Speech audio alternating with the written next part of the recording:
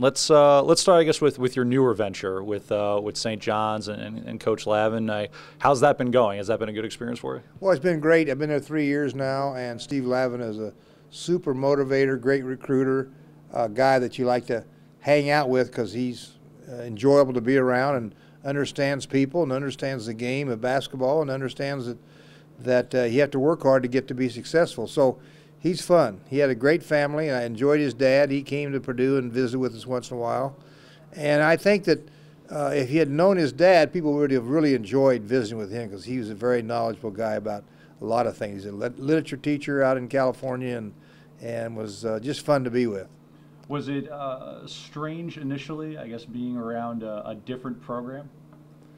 Well, I guess when you're someplace like 25 years at Purdue, any place would be strange, but New York was so unique in that the hurry-scurry of the traffic and the horns honking and people yelling at you to get off this, the intersection, but they're not bad people. They're just in a hurry, so they're fun to be around.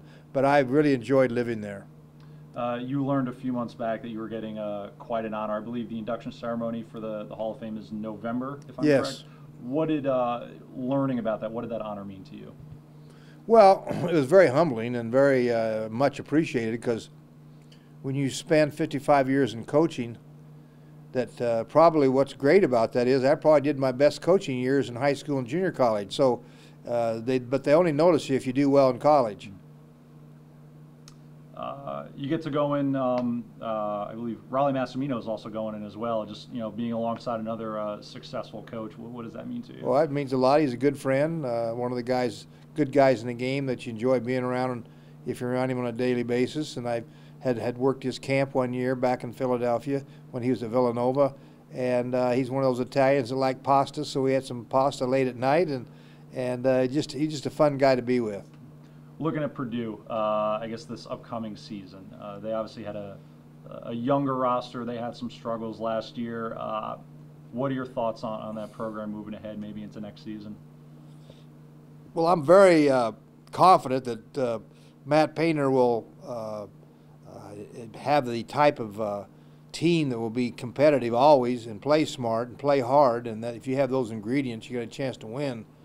And sometimes players don't play up to their potential after you've recruited them, so you don't really know that till you've had them a while. But I have great confidence in him. He's a good listener, a hard worker, and understands how to play the game right. Looking at the Big Ten, the landscape of that conference is obviously changing quite a bit with the additions of Rutgers and Maryland coming in. From your perspective, having spent so much time in that conference, what's it like seeing such significant changes like that?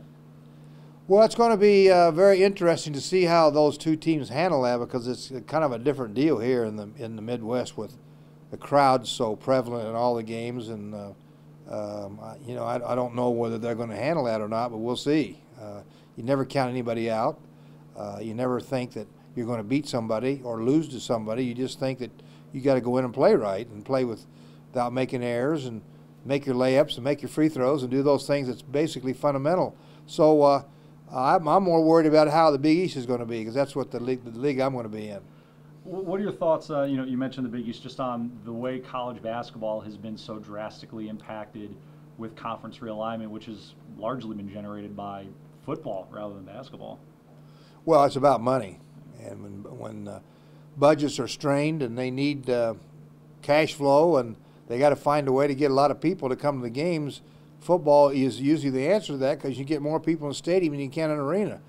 But I think that we'll be okay. I think we'll be entertained. I think we'll have maybe the best basketball league in the country. So, but we'll see. That also just talk. We don't know that yet. Obviously, your concern, your priority right now is St. John's and the success of that program. How much do you still keep an eye on things at Purdue, and how much do you still hope for success for that program? Oh, a lot. I want them to be a national champion if we're not. So we came back for the Michigan Purdue game last year, my wife and I, because Glenn Robinson's son was playing on that team, and then I want to see how Purdue does, of course. So that was a great evening. I got to show my wife how the Boilermakers do it and how enthusiastic they are, and she loved it. Fantastic. I guess anything else you'd like to add? Well, just glad to be back here, and hopefully everybody can be a winner, but they can't, so we just got to see what we can do.